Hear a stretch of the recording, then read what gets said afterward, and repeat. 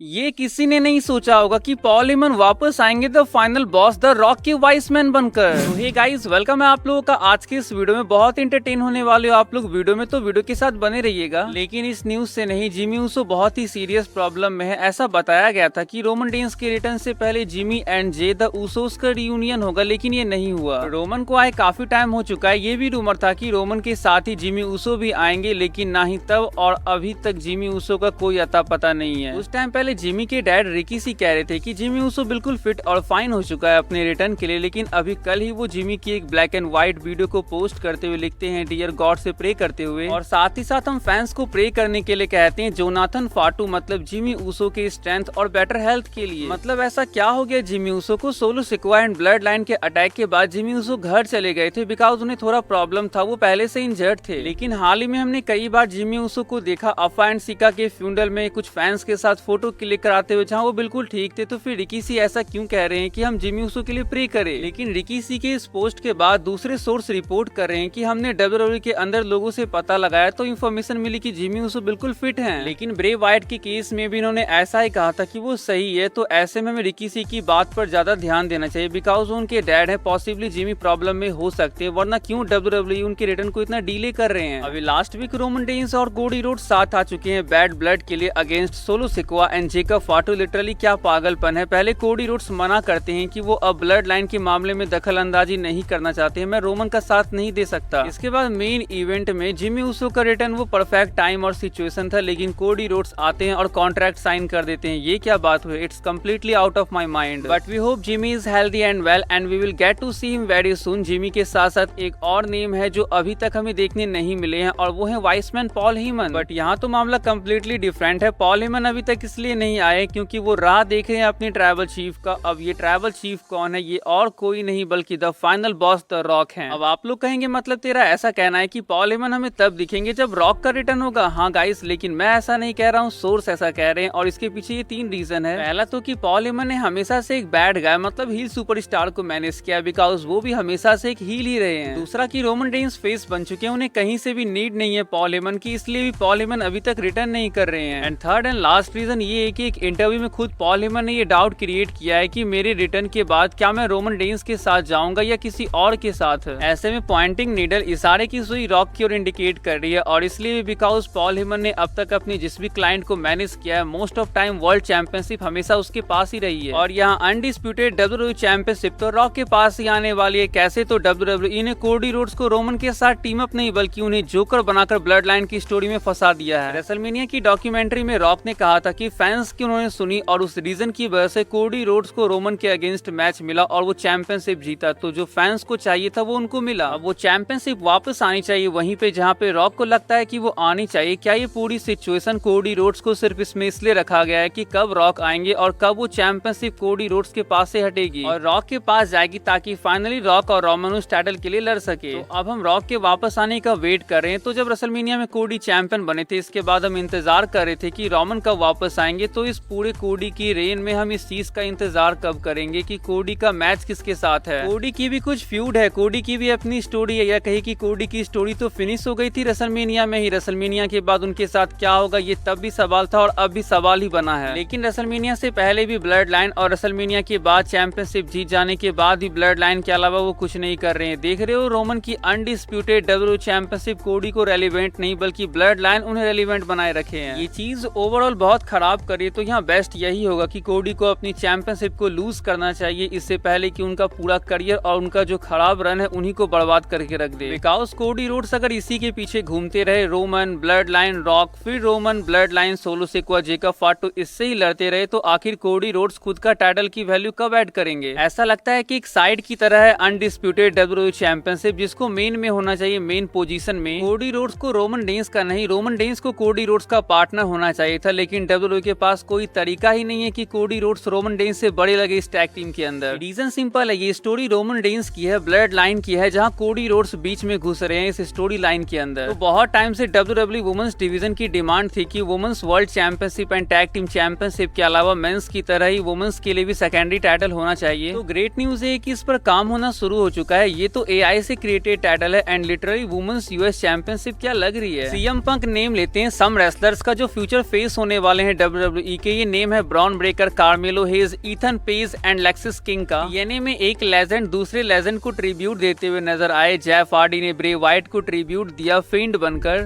वैसे पूरी तरह से तो नहीं, लेकिन थोड़े थोड़े जेफ हार्डी फिंड लग रहे थे। रीजन ये है कि ब्रे वाइट मास्क पहनते थे और ये फेशियल मेकअप था, तो जेफ हार्डी बिना किसी मेकअप आर्टिस्ट के खुद बनाते हैं। एक बड़ी न्यूज है आप लोगों के लिए, AEW के top talent Lucha Bros, Rey Fenix and Pentagon junior ने WWE के साथ मल्टी ईयर का डील साइन कर लिया है एंड ये NXT में नहीं बल्कि सीधे मेन रोस्टर में डेब्यू करने वाले हैं। यहाँ गाइस मतलब WWE में एक सुपरस्टार को फेम अचीव करने में सालों लग जाते हैं, लेकिन ये रिकी ने कुछ घंटों में ये अचीव कर लिया। स्मैकडाउन में आपने देखा रैंडी ऑर्टन के ट्रैवल में डिले हो जाने की वजह से केविन ओवेंस अपने पार्टनर के तौर पे एक लोकल टैलेंट जिसका नाम रिकी था उन्हें लेके आते हैं और उन्हें तुरंत स्टनर मारकर भगा भी देते हैं जब उन्हें पता चलता है कि रैंडी ऑर्टन पहुंच चुके हैं। लेकिन मैच के बाद back stage Randy Orton Kevin Owens को समझाते हैं कि उन्होंने रिकी को स्टनर क्यों मारा। तो केविन कहते हैं कि मैं तुम्हारे पहुंचने की खुशी में एक्साइटेड हो गया था, लेकिन फिर वो रिकी से सॉरी भी कहते हैं। इसके बाद थैंक यू रिकी के हैशटैग ट्रेंड करने लगे सोशल मीडिया पर। फैंस तरह तरह के मीम्स क्रिएट करने लगे जैसे कि Ricky versus Kevin Owens in bad blood. लोग WWE को उन्हें साइन करने को कहने लगे because Ricky he next face है WWE के। ये तो मेरा फेवरेट था गाइज, रिकी वर्सेस टोंगा लोआ इन रेसलमेनिया 41। वैसे अगर ये मैच होता है तो आपको क्या लगता है कि कौन इस मैच का विनर होगा? कमेंट जरूर कीजिएगा। तो आज की इस वीडियो कहीं पेंड करते हैं। वीडियो आप लोगों को अच्छी लगी तो चैनल को जरूर सब्सक्राइब कर लीजिएगा। मिलते हैं नेक्स्ट वीडियो में, तब तक के लिए bye and take care guys.